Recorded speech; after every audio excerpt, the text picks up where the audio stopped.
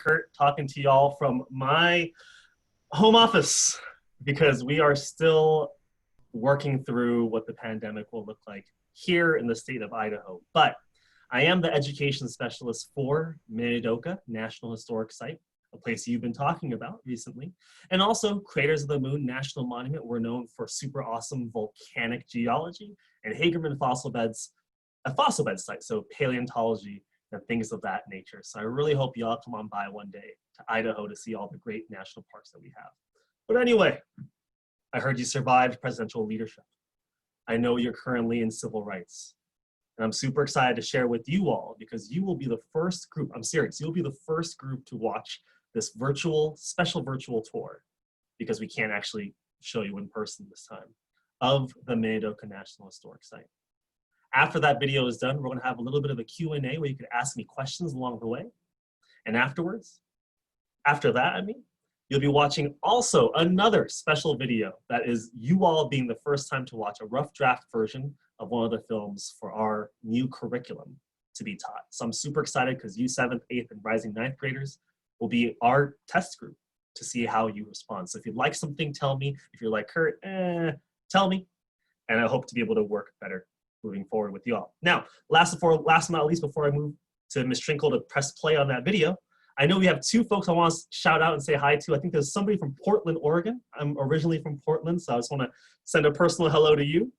And then we also have somebody from Belmont, California. I'm getting married in Belmont, California in 40 days to the love of my life in 40 days. So anyway, just want to shout out you two.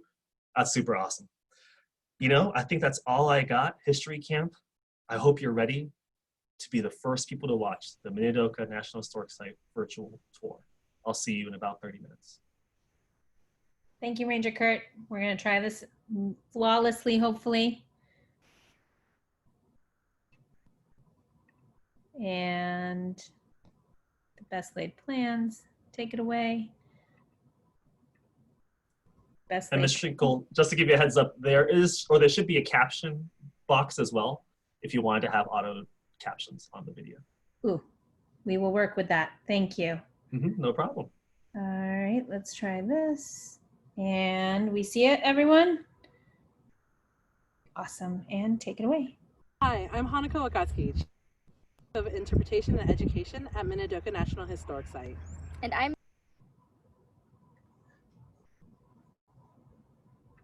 And we're gonna pause. That's a me. We will pause. I know and try it. We're gonna start over. Hi, I'm Hanako Akatsuki, Chief of Interpretation and Education at Minidoka National Historic Site. And I'm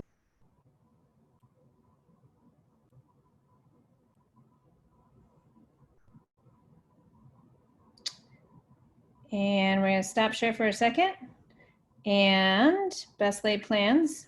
We're gonna just try this one other way. We tried it this morning, it worked beautifully. Gonna just do this. Apologies. For a little bit of extra credit while Ms. Trinkle is doing that. Does anyone know where that quote comes from? Best laid plans. Anyone know actually where that quote is or what that quote has inspired? My Californians, this might be for you. If you know it, if you could type it in the chat. If not, I'm gonna give away the answer in about 1 minute. Thank you. And Ranger Kurt also mentioned you can type your questions in the chat. You can also put them in the Nearpod on the question page. So that is also there. All right, we're gonna take this away and try this again. And screen share. There we go. And visually, we got it. Hi, I'm Hanako Akatsuki, Chief of Interpretation and Education at Minidoka National Historic Site. And I'm Mia Russell, Executive Director of the Friends of Minidoka. And we are here to give you a tour today at the Minidoka National Historic Site. We are here at the front entrance of Minidoka National Historic Site. We are right here at the station at the front entrance. As you look, Minidoka kind of takes this unusual shape, unlike all the other camps, which is more in a blocked or grid shape. But here, due to the Northside Canal right here, that's why we have this unusual shape. You'll see that we have the blocks that are kind of making up the northern blocks right up here. That is where most of the Seattle folks were incarcerated, were in these blocks. Then in the southern blocks is mostly where the Portlanders and the Oregonians were incarcerated.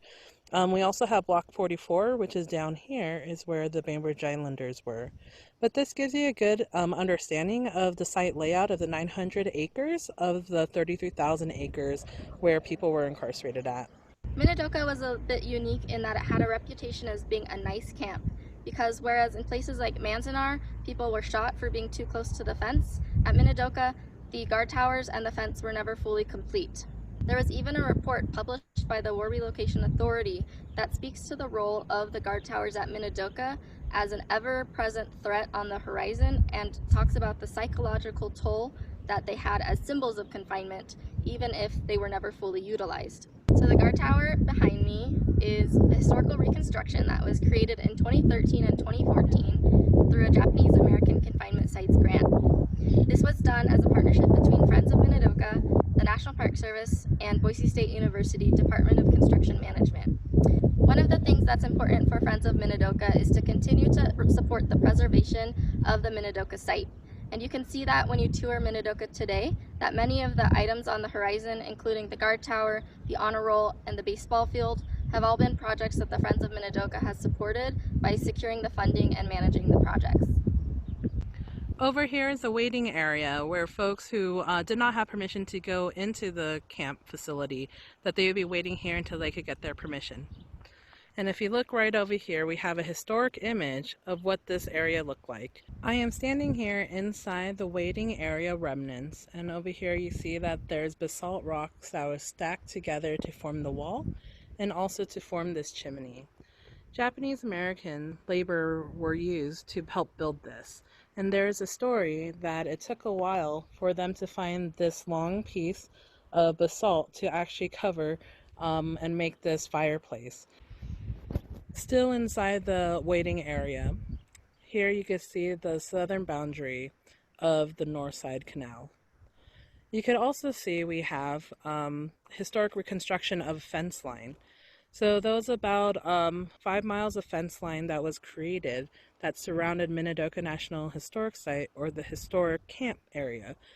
And unfortunately, a lot of the incarcerees were upset about this because this fence line was actually established after occupation of the site. And a lot of people were upset about how the guard towers and this fence line was created after they were actually incarcerated. And they're like, why do we need to see physical reminders of our incarceration? So they were able to petition to get most of the fence line removed, because there was also an incident where there was the Japanese American incarcerees who were working out in the field actually cut the fence so they don't have to walk around to get to work. And so the contractors who are building the fence decided to electrify a portion of it. Once that got back to to Harry L. Stafford, who was the administrator of the camp, he decided to take most of the fence line down. There were some aspects of the fence line that remained, and that was for just safety purposes to prevent folks from going up to the canal, because at the time there were some deaths that occurred due to folks drowning. So some of the fence line remained, but most of it was taken out after the fact. Here's another view of both the waiting area and of the military police guard shack. You see right behind there is an honor roll, which we'll be heading towards later on. But if we focus ourselves north, you would see that we have the Robeson House. It's actually our facility shop right now. But that area where that yellow house is would have been where the military police area would have been. And imagine several acres behind that would have been where the hospital would have been. And several acres behind that area, up before you kind of get to the little hill way back in the distance, is where block 1 and 2 would have started.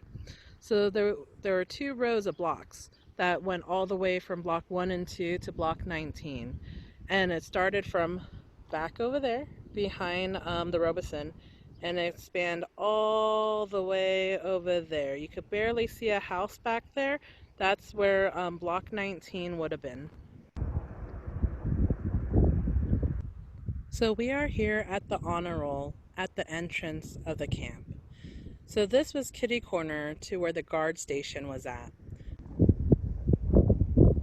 This Reconstruction Honor Roll was dedicated in July of 2011 and was the first reconstruction project that Friends of Minidoka undertook to help preserve the Minidoka site. This Reconstruction Honor Roll was dedicated in July of 2011 and was the first reconstruction project that Friends of Minidoka undertook to help preserve the Minidoka site. The reconstruction was designed based on historic photographs, and we know that the original honor roll was created in camp by two well-respected Issei artists. Kamekichi Tokita and Kenjiro Nomura were both really well-known artists in Seattle before the war, and they actually had a sign shop in Seattle that they used also as their artist studio. When they were both incarcerated at Minidoka, they both became the sign painters at Minidoka as well. So we know that many of the signs that appear in photographs at Minidoka and the honor roll were painstakingly painted by two well-respected Issei artists. And as you can see, there's two quotes here that's on the honor roll that I'd like to read to you, so we could just kind of think about what occurred out here. The first one is by Henry L. Stimson, the Secretary of War. It is the inherent right of every faithful citizen, regardless of ancestry, to bear arms in this nation's battle. A lot of folks were a little frustrated with this during the incarceration time because yet, they're American citizens, but yet without due process, they're incarcerated and deemed unfaithful or disloyal to the government, that they couldn't be trusted. But yet at the same time, the government was trying to draft them into fighting for this war, for this notion of freedom, yet they did not have. This next quote is by President Franklin Delano Roosevelt. Americanism is a matter of mind and heart. Americanism is not and never was a matter of race or ancestry. This is a very interesting quote that the artist decided to put on here because it was Franklin Roosevelt who signed Executive Order 9066 that allowed for the mass incarceration of Japanese Americans off the West Coast. While the honor roll reconstruction was originally created to mimic perfectly the historic photographs that were available at the time, we know now that there are many people that served in the military from Minidoka whose names were never represented on the honor roll to begin with. The Park Service now is going to create a living monument by adding names to the honor roll based on verification of military service. As we continue down the trail, we come over here to another foundation that's a little bit more intact. This was the warehouse office area. So you can see the foundation here, but the building has been removed. But so the folks who are working in here were actually administering the warehouse area, where again, if we go look east, you can see the warehouse of the automotive repair shop. That is our new visitor center. So there was a nice grouping over there of about, I believe, 17 buildings that were warehouses. We have moved farther down the trail. Just make sure if you do come out to the site that you stay on the trail to preserve the resources at the site. In the far background, over by the telephone pole, you'll see the guard tower. As we turn around here, you'll see the administration area that I was talking to you about, where the administrative offices would have been at. In the background, you kind of see that there's tree lining the North Side Canal. And as we come around, right over here, you'll see the warehouse area and our new visitor center. As we continue looking east, you'll see the baseball field, and we'll kind of turn around facing north, and you'll see the Herman House and the fire station right over here. The Herman House is currently our offices for the interpretive division, but it's also known as the Farm in a Day property. The house in front of you was built in one day as part of a farm demonstration project. In 1950, veteran John Herman was awarded this unclaimed lottery farmstead, but Herman was briefly recalled to military service during the Korean War. While away, he received a letter from the Soil Conservation District requesting that his land be used in an agricultural demonstration project to showcase the latest soil management technologies to area farmers. Herman agreed to this project, which was planned by 25 local committees and carried out by 1,500 volunteers on April 17, 1952. With much local publicity and fanfare, over 11,000 people turned out for Farm in a Day event. Volunteers plowed, level, and planted fields, built fences, dug a well and ditches, and moved buildings onto the site and built this house all in one day.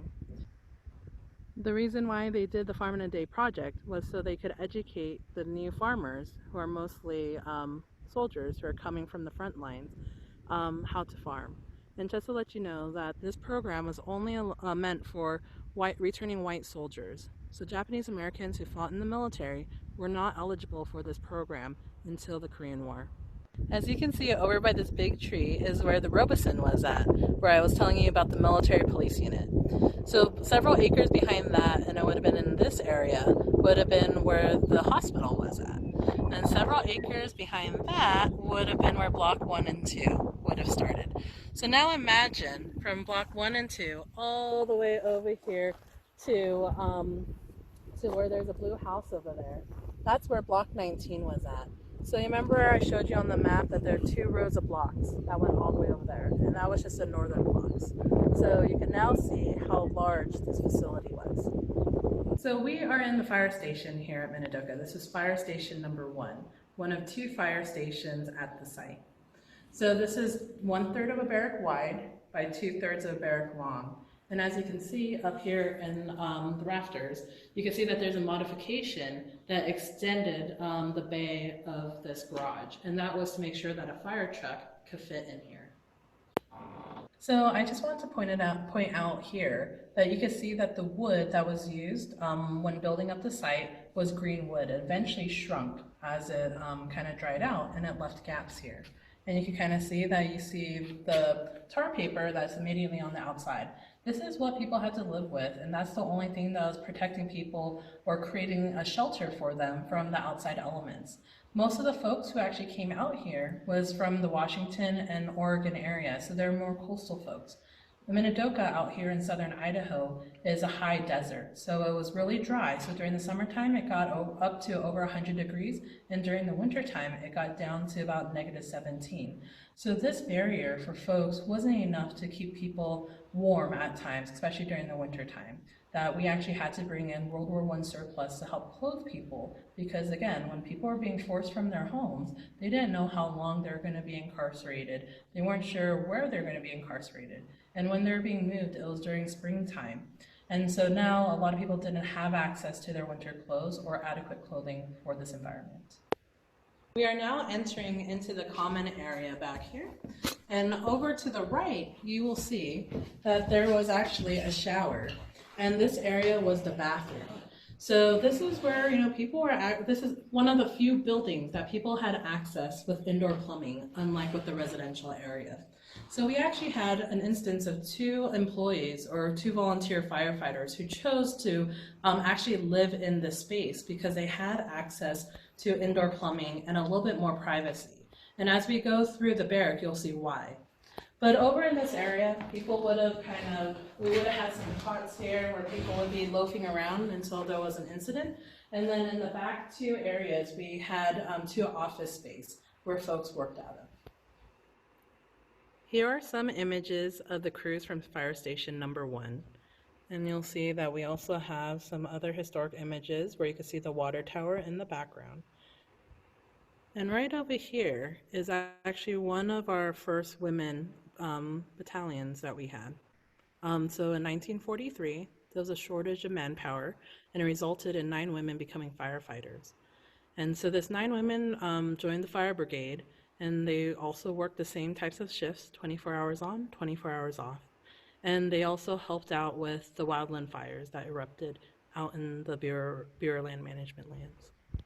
So we are out behind the fire station at the footings of the water tower number 2. So this water tower and the other water tower were 88 feet high, and there was actually 4 wells that were drilled down that pulled water to help water and provide water to all the facilities out here for the incarcerees.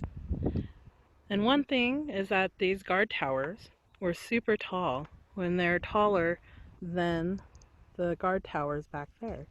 So the water towers were actually used for children and for incarcerees to kind of identify where they were at in camp, because most of the residential area was kind of in the depression area that's just right over this ridge, right over there.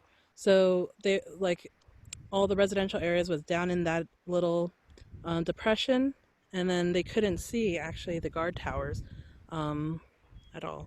Over here you can kind of see that we have our new visitor center back over there. To the left of that, you kind of see that there is a little hump of dirt. That is actually a root cellar. So that's the only building that we know on site that was actually created by Japanese Americans. Over here, you'll see we have block 22. And block 22 is our demonstration block. So you see that there's a black building right there kind of in the middle of block 22. That was the mess hall.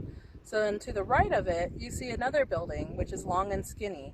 That is our barracks. So imagine another 5 more barracks in front of that one barracks. So you got a total of 6 barracks on one side of that mess hall. And then imagine another 6 more on the other side of that mess hall. That would have been 1 block. So in each one of those barracks, there were actually 6 units where families could be living out of that. So within one entire block, you could have up to 72 families. So it could be between 250 people to 350 people, depending on how many people were living in these blocks. And in front of the mess hall, there would have been an H-shaped building. And that's where the latrines and the showers were, where people, they did not have indoor plumbing. If they had to go relieve themselves or go take a shower, they had to go to another building that was communal. There was no partitions between the toilets or partitions between the showers. So it was a hard transition for people to transition from having their own home, having their own private space, to living in this now communal space where there's not a lot of privacy and there's just not a lot of resources available for folks. So to the right is block 22. Over to the left would have been block 21. And behind block 21, you can kind of see that there's a road back there where there's sprinklers. That would have been block 23, where the high school and junior high school was. But now you know where block 22 and block 21 was. But remember, we were talking about block 19, which would have been one of the northern most blocks, right over there. So now you can kind of see the physical distance from block 19 to block 22. So block 21 and 22, there were basically 2 rows of blocks that went out and curved around to block 44, which we would not be able to see here. We are here in center field and also in the amphitheater area. So I was talking to you earlier about how the residential area was in a depression. And you could kind of see that here, where behind me we have the warehouse area up on this bridge. So right now, even if we're to kind of look out over to the right where the guard tower would be, we wouldn't be able to see it. So that's why when I was talking about the water tower, people would be able to see it because it was over by the fire station. But here at the baseball field, we have our backstop. We also have our benches that was made with the help of the Friends of Minidoka, and Mia is going to be talking about that. But this kind of showcases aspects of daily life that people, when they're being forced out of their homes off the West Coast, they weren't sure where they're going to go, but people tried to find a way to kind of make life as normal as possible, even though these were highly unusual situations. And one of those aspects was doing sports in camp to kind of provide that stability and that release for people to kind of do different activities. So out here at Minidoka, we had over 14 baseball fields, and we also had basketball courts, volleyball courts, and also a 9-hole golf course as well. So recreation was really important for folks, for exercise, for mental health, but it also provided that outlet as well, and that sense of community. So a lot of the teams came from, Portland and Seattle area, that they came intact. So it was really easy to, pull up the baseball teams from Portland and from Seattle so they could start playing against each other.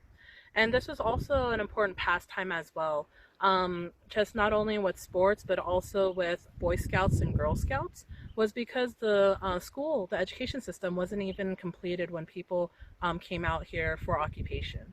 That they weren't able to actually send their children to school. So they were relying on these activities to provide that sense of normalcy. So this is the baseball field at Minidoka, and this particular field was reconstructed in 2016 as a joint project between the Friends of Minidoka and the National Park Service. And we actually had over 200 volunteers come out from 5 different states and reconstruct this baseball field in a single day.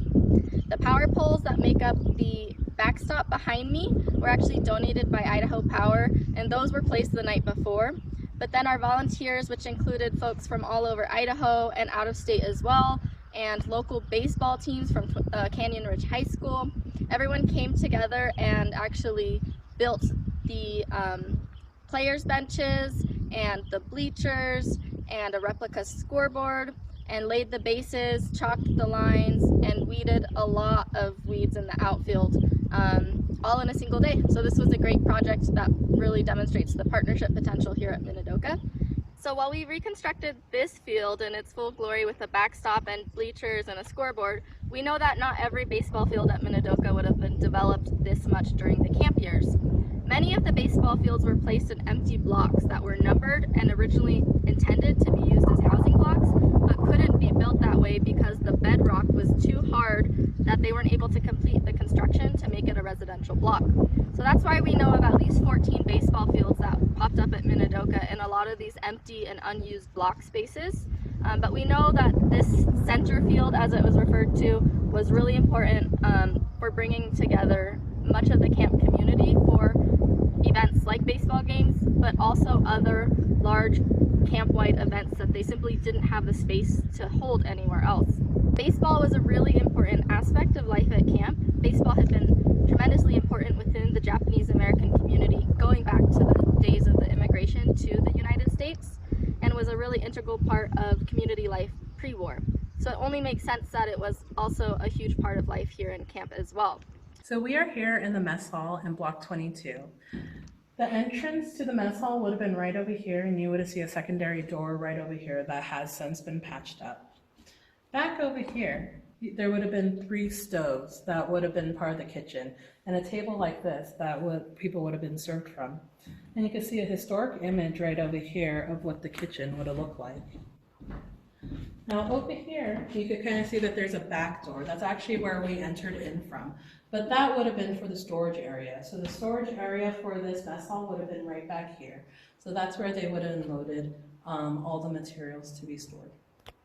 Food at the camp wasn't the best quality out here, and it kind of messed with people's systems. Most of the food that was provided was commodities, so they're like high in sodium or they were canned. Eventually, with Minidoka as being part of the War Relocation Authority, specifically part of the Bureau Reclamation Project, was that they wanted Minidoka to become self-sufficient and overproduce to actually feed all the other camps.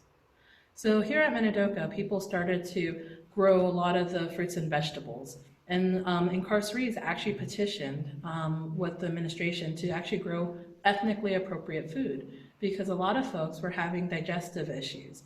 And so the War Relocation Authority ended up becoming the largest purchaser of rice during the duration of the war. And here at Minidoka, we grew gobo, we had soybeans, we even had a tofu factory out here and grew daikon and napa cabbage. So eventually the quality of food got a little bit better, but still they were rationed. Because we didn't have access to sugar and other crops because they were being rationed off for the war effort. And one of the big issues with sugar was that a byproduct of that was actually used for stabilization of munitions. So that's why it was heavily reduced for use. But here at Minidoka, you would hear stories about folks not wanting to eat mutton because a lot of mutton was actually purchased for use out here in consumption. But sometimes there was a story where the local farmer who was selling the mutton actually sold spoiled meat because he didn't think that the Japanese Americans should actually have good food because they were under the impression that the Japanese Americans who are incarcerated here was somehow complicit with the bombing at Pearl Harbor. But one thing that we need to recognize is that that is actually not correct. There was actually intelligence saying there's no need to do a mass incarceration. But a lot of people, they were just only being fed off of the war hysteria and race prejudice that they just followed suit and they assumed, hey, we could treat people bad. So there was a time where people were sending good food, good products out here, and people were actually getting sick. So we actually had high cases of food poisoning out here that's been documented. So we are here inside of a barrack. So the barracks at Minidoka was 120 feet long by 20 feet wide. If we look right over here, this was actually the smallest unit. This was 16 feet by 20 feet, and this was usually reserved for small families. Over here in this space is the largest space. It was 24 by 20 feet. So this was reserved for large families, about like 6 to 8 people or so. Over here, you can kind of see that there's a stanchion that's separating this other unit. That would have been the two middle units are 20 by 20. So that was meant for families of 4 to 5 people. So we're only looking at 4 units of the 6 units in this barrack, because you can see that we have a wall over there. So with the construction of these barracks, they weren't spending a lot of time for the construction. Most of the time, people are spending less than 1 hour to construct these buildings, because there's quantity over quality. So as you can tell, and especially when I showed you over at the fire station, there were gaps in the wood. This building has been modified over time because it actually went over to a farmer who then donated back to us. So it's not in its original historic characteristic. But if you look at the walls that would have been there, there would have just been a panel wall. But then if you look up at the ceiling, you could see that the rafters were open. So when people first arrived to camp, they only had the walls. They were issued a cot per person, 2 army blankets. There was a potbelly stove in their unit that was coal ran to try to keep themselves warm. But there was no ceiling. So when I was talking about privacy, there was always an issue of it. If you had a crying baby in your barrack, everyone heard the crying baby. If you had an argument in the barrack, everyone heard your argument. There was no space for privacy. Some families that were living in these units, they tried to create a sense of privacy by utilizing their army blankets to kind of create a barrier or a wall for their parents so they could have that sense of it. And not having indoor plumbing, people would have to go out to the latrines to utilize that. So if it was raining or snowing outside, they had to go through the elements. So it was really hard on folks to kind of deal with this type of living arrangement if they weren't living like this. And most folks weren't in a communal lifestyle, back then. So my first pilgrimage to Minidoka was back in 2013. And when we took the site tours, I kept close company with 3 Nisei women, Nobi, Misao, and Dorothy. And Misao was incarcerated for a short time here at Minidoka because she was able to get work leave fairly quickly to become a house girl on a home in Boise on Warm Springs Avenue. But while she was here, she was in her 20s, so she has a really sharp memory. And one of the things she mentioned was that these doorknobs in the wintertime would be frozen cold and your hand would stick to them when you grabbed them. And she actually crocheted a doorknob cover for every single doorknob in her block. So there's 3 doorknobs per barrack and 12 barracks per block. And she crocheted little covers for them just to ease the discomfort of everyone around her. And I thought that was a really neat example of just a small way that everyone had to look out for each other while they were incarcerated here. So now we're kind of up over by the root cellar, and you could kind of see block 22 where it would have been. And then now over here you see the baseball field, and then the fire station and the visitor center. So we are here at the root cellar. So this is the only building that we know for sure that Japanese American built. So this root cellar was one of several built by incarcerees on demand, and they also built a cannery and a pickling plant.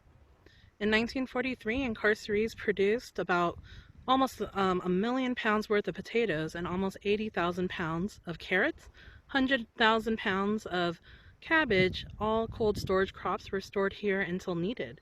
And in this hot desert environment, the root cellar kept crops cool in the summer and prevented freezing in the wintertime. This is actually one of the best jobs to have on site because during the summertime it kept at a cool 60 degrees. And right now it's not really that warm out here with the breeze, but when you go into the buildings, it's really, really hot. But this building was engineered to stay cool all year round. So the root cellar is about 200 feet long, 40 feet wide, and at capacity it could fill about 50 train cars full of produce. You can kind of see that the middle has fallen in over the years due to just weather and other stresses on it. But the thing is, these buildings weren't meant to last, and it's been up for about 75 years. It's in pretty good condition otherwise. but we're in the process of trying to figure out how to stabilize it, as over the years we've had heavy snowfalls that have kind of added a lot of weight to this entrance area. As you can see, it's kind of tilting a little bit, but we're in the process to stabilize this building. Here is an exterior view of the root cellar. As you can see, it runs about 200 feet long, and you can see how that middle area is collapsing. But this area is adjacent to the main road leading up here called Hunt Road. And then right over here, you'll see the foundation of a couple of the warehouses that used to be in this area. So we are out here at the new visitor center, which was historically warehouse number 5. This was the automotive repair shop where incarcerees worked on government vehicles. You could see on the left side of this building that there's metal laths. That indicates the building that this is new construction. If you look to the right, you see that there are wooden laths. That actually indicates the historic structure that we had. So after camp, a lot of the buildings were moved, and some were cut in half and moved. And for some reason, this building was cut in half, and the other building was moved, and the remaining building was used for the Bureau of Reclamation. And we eventually received ownership of it, and we rehabilitated this building into our new visitor center. We are here at the entrance of the visitor center. We have this quote by Dr. Frank Kitamoto. He said, "This is not just a Japanese-American story, but an American story with implications for the world." We really want to make sure that people understand the importance of this story, that this isn't just a story for a specific community group, but that this story is an American story and we need to remember it so we could not oppress others in the future. Thank you for joining us for this virtual tour of Minidoka National Historic Site. For more information, please visit us online at www.nps.gov/MIIN. To learn more about the Friends of Minidoka, visit www.minidoka.org.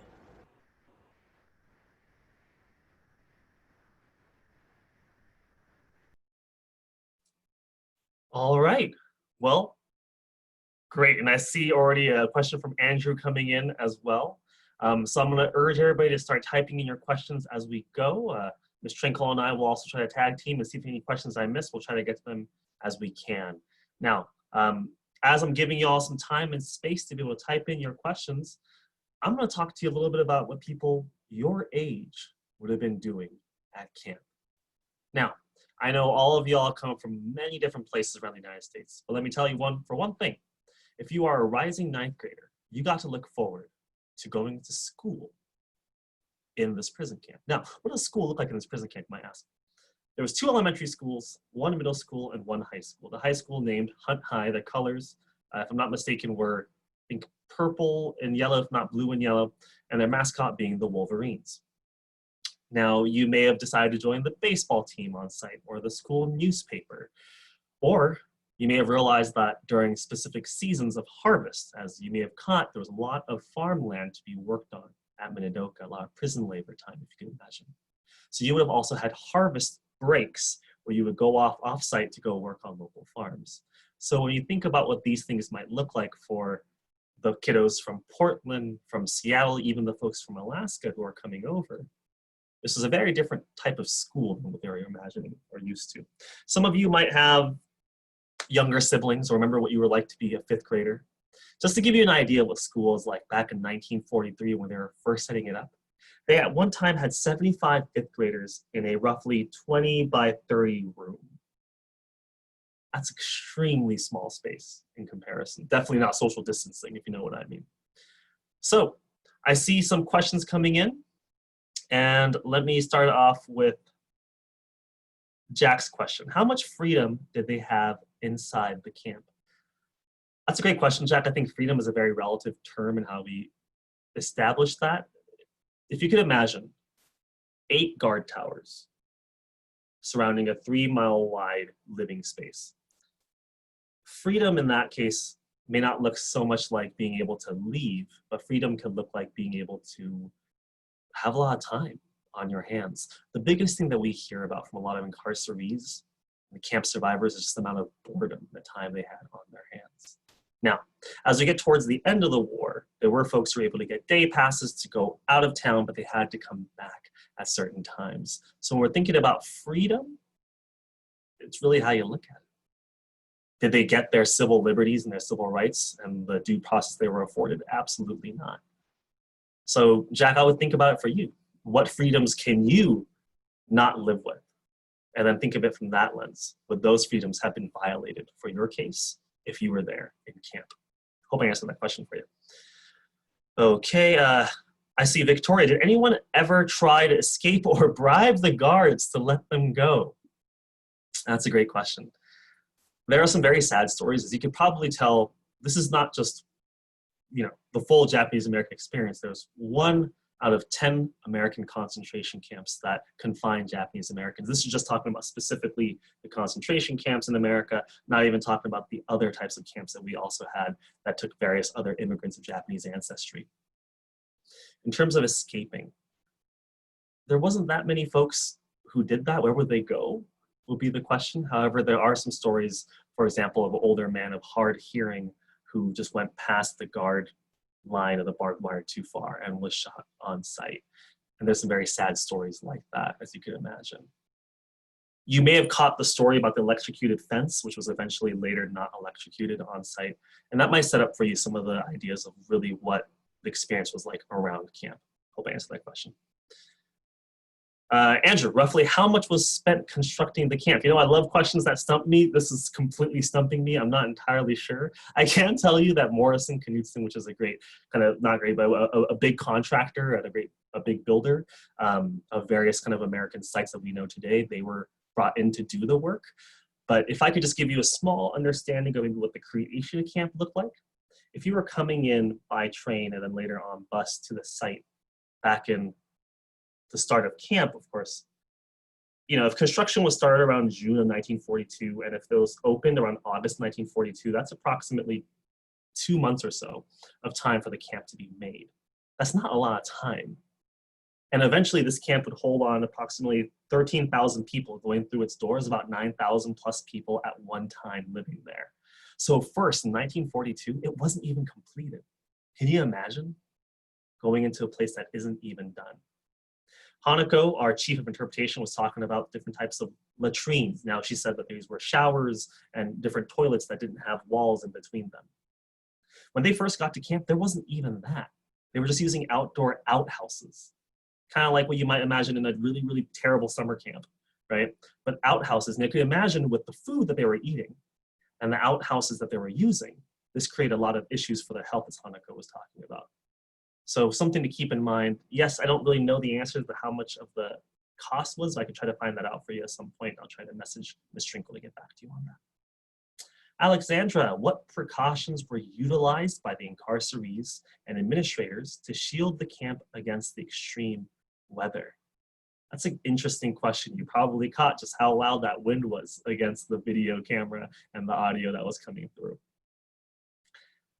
I don't know too many stories about folks who were attempting to do their best to shield the extreme weather. What I can tell you though, as Hanako was stating inside that barrack, these barrack walls were made with tar paper on the outside and green wood. Now, those of you who know just how wood works, green wood is the type of wood that once it dries, it would kind of shrink and they would have knot holes inside. So when the dust storms would come in, and there was so many dust storms coming through Minidoka at that time, it would go through the knot holes and it would get everywhere. So much time just spent sweeping or trying to clean up your space.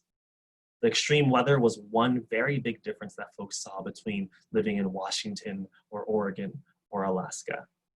I think that's something to definitely keep in mind. It wasn't just the fact that their civil rights were limited, destroyed, and squashed, but it was also being able to survive in this space, just surviving the elements.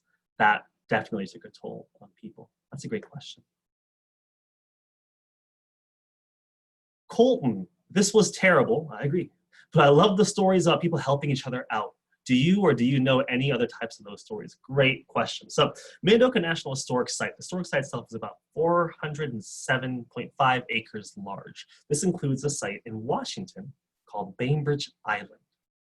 Bainbridge Island is one example of a community where Japanese Americans were living. In fact, it was the first place where the American government forcibly removed Japanese Americans from their homes. Bainbridge Island was interesting. It almost kind of was a microcosm of various diverse folks. Now, the Woodwards, who was in charge of the local newspaper there, they decided that their newspaper was going to be standing up for the rights of Japanese Americans. So they continued to write about the stories, and in fact had one of the high schoolers from Bainbridge Island report back and write back to what was happening in camp. Therefore, the neighbors at Bainbridge Island knowing what was going on. Approximately half of the Japanese Americans who had left and were forced out of Bainbridge Island returned, and a lot of them were returned with open arms. So that's an example of allyship. There's other stories of a lot of different churches that were coming out in allyship with folks. But with that said, a big portion of the story is that there really wasn't a strong organized group that was speaking out on behalf of Japanese Americans. And that's a question I want you to ponder, Colton. What would stop somebody from speaking out on behalf of somebody else? And I bet the Japanese American incarcerees were thinking that same question as well. There's some stories of allyship, and I urge you to keep on going to find those, because those are the stories that we should remember. All right. How many blocks were there? Evan. So there were 44 blocks as you saw on the map. However, because of the way that the camp was created, you may have seen it kind of almost like an L shape. There's a canal on the bottom, and the camp kind of takes a little curve. Well, the reason for that is because along the way, there were different basalt rock kind of structures. So essentially these huge rocks that would just be in the way of folks who are trying to build. So if you were building this way, they would hit a rock formation, they would have to go around that rock formation.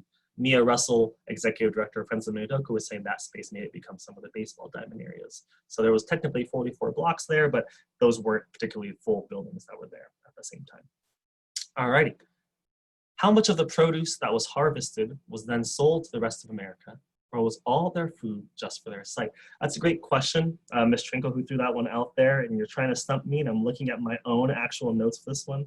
So by 1944, approximately 740 acres of the camp was farmed. They had hog farms and chicken farms. You saw the root cellar, which had multiple different types of various produce that did make some of the meals a little bit better. Now, thinking about how much was produced, I'm not entirely sure of the amount being sold per se, but I can tell you that Minidoka produced so much that they were able to send some of their produce out to the other incarceration sites, for example, in Wyoming, and going out to other places there. So that shows you just how much farm labor work was being done by Japanese Americans. The area around the Magic Valley of Idaho, which is in southern Idaho, where the specific historic site that we're talking about is, you know, there's a lot of reasons why it's called the Magic Valley. Currently, it's very beautiful farmland, but when the Japanese Americans first got there, it was just desert sagebrush. And you could say that that Magic Valley that we have today, magical because of the crops that grow there, a lot of that was because Japanese Americans took the time and the effort and the blood, sweat, and tears to create the irrigation and to create that farmland. And I think that's an important conversation to have about what other ways was America shaped by this sort of labor, specifically labor behind barbed wire. So we have a question about if the incarceration benefited the rest of the country and if people recognize that. That's also a great question as well. I think benefit is an interesting question to think about. When we think about the incarceration, you might just think about why did it happen? Some folks might say, well, they were afraid of spies. And we know that that is no longer true. There was no example of sabotage during the World War II era of Japanese or by Japanese Americans. We could say that the reason for this incarceration was threefold. It was war hysteria, it was racial prejudice, and a failure of political leadership. So when we think about benefit of the rest of the country, you've heard the stories that Hanako told you about the sugar beets that are being created to be being farmed to be able to be used for munitions to keep the munitions stable. But you also might know stories about the 442nd or the 100th Battalion or the Military Intelligence Service or the 522nd. That's right, the specific Japanese Americans who went out from camp to go fight, or other spaces as well where they were not incarcerated, to go fight for the United States Army. Yes, for the United States Army, don't get that one wrong. And went to go fight in Europe, or as linguists in the Pacific. That type of service was indeed recognized by the United States government. And it helped possibly turn the tide of how folks saw Japanese Americans at that time. Granted, there was propaganda that also helped support those things, but definitely military service would have been a benefit to the country. Augusta, were they allowed to take things from home with them to camp? That's a fantastic story. In fact, I'm actually writing a poem about it right now. There is a phrase, only what you could carry, that a lot of the survivors remember and talk about. As in, that's right, you were only able to bring what you could carry. A lot of times, for someone like you all in 7th, 8th, and 9th grade, that could have been a suitcase, maybe a bag to hold your stuff. Can you imagine having to pick and choose what to leave behind? Now remember, you're hundreds of miles away from home. So some of the most important things, a family pet, for example, or family heirlooms, those had to be left behind too. I want you to think about that, Augusta, if you have any pets at home, or if any of you all have pets at home, what it would be like to say goodbye as you had to move on, as you were removed from your house, as you were excluded from the West Coast, as you were thrown into detention centers and then moved again to a prison camp in the United States. And then being told in 1945 after, or even earlier for those folks who left, being told that now they had to rebuild their lives again. Could you imagine what that was like? Erica, did you know there was a musical about this? Yes, I am most definitely a musical theater person myself. I did musical theater in college. Allegiance by one George Takei, as you all might know from Star Trek, or inspired by the story of George Takei. That is a musical out there about it. So I highly urge you, if you're interested or if you like the arts, there is a lot of art, films, movies, TV shows that are inspired by this story. And it is an inspiring one if you know the full history of it. Starting off from 1850 with some of the very first Japanese immigrants, to moving on to, in the civil rights era, the descendants, the kids of these people who were incarcerated, asking their parents what happened and being radicalized, right, by the civil rights movement, and being able to say, no, this was wrong. And spending 10 years of community organizing to demand an apology. And in 1988, receiving that apology from the United States government, what we call redress and reparations. That is an inspiring story. That isn't just Pearl Harbor and camps. There's so much more to that. And there's so much more today in 2020, which you're going to watch in that video later. A lot of folks are asking about the musical. So Allegiance is the musical. It's called Allegiance. And you might ask yourself why it's called Allegiance. Well, you can imagine things like the Pledge of Allegiance. You might ask things about the loyalty questionnaire that was given. Now, we're not going to go too deep into that today, but if we had more time, we would talk about a loyalty questionnaire that was given by the War Relocation Authority to test just how loyal you were. There was a point system and everything, and yes, your results of what you wrote did affect what happened to your family during the war. So that musical does touch on that. There's also a really fantastic graphic novel for those of you who like comics. I'm a comic book guy myself, more Marvel than DC personally, but there's a really fantastic comic out there as well that George Takei wrote that I highly urge you, if you're interested, to go read about this experience of Japanese Americans.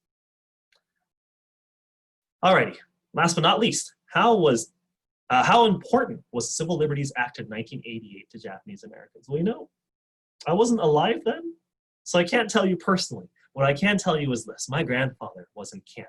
In fact, he was 8 years old in camp. He lived through the experience, grew up, and returned back to the United States after moving to Japan because his family was just done with this country. As a houseboy, he made his way over and he built up his life. But his most important moment that he remembers was receiving a letter of apology and that $20,000 check. This check given only to those who were surviving after World War II. And that's a very huge amount of time. If I'm not mistaken, if I do the math, 45 plus 43, that's 43 years later in 1988. And the checks are being cut into the 90s and later, right? So for him, the money was important, yes, but for a lot of the incarcerees, it was getting that letter by the American government apologizing for that experience. What I can tell you, though, is that that letter wasn't signed by hand. Something to think about. Oh, thanks, Colton. That's very nice of you. Well, you know, I think we're slowly winding down. If you have any further questions, I'm going to put my email in that chat box for you, and feel free to email me with any, thank you, with any more emails along the way. I'd be more than happy to answer these questions for you. And I really want you, as you move on with the rest of today learning about Minidoka, to think, how will you carry on this story? Because if it's just us rangers just teachers like Miss Trinkle, who's teaching the story, it's not enough people power to get it told. So do me a favor. Do a favor for my family and the family of those who are incarcerated. And just tell one more person in your life about what you learned today. And if we could all do that, I think we made a small step in making sure that this never happens again. All right, everybody, I think that closes our question and answer. I'm gonna pass it back to Ms. Trinkle now. And I just wanna say thank you so much for spending so much time with me. Thank you so much for watching our video. And I hope, once again, you're excited because you're gonna watch another video that only you all will get to see. I mean, I'm serious, this is a rough cut, of course, but you are the first group to watch it. So I hope you feel special, because you are. Thank you, Ranger Kurt. All right, guys, I'm going to turn it off and I'll meet you back at our class link. Say thank you to Ranger Kurt.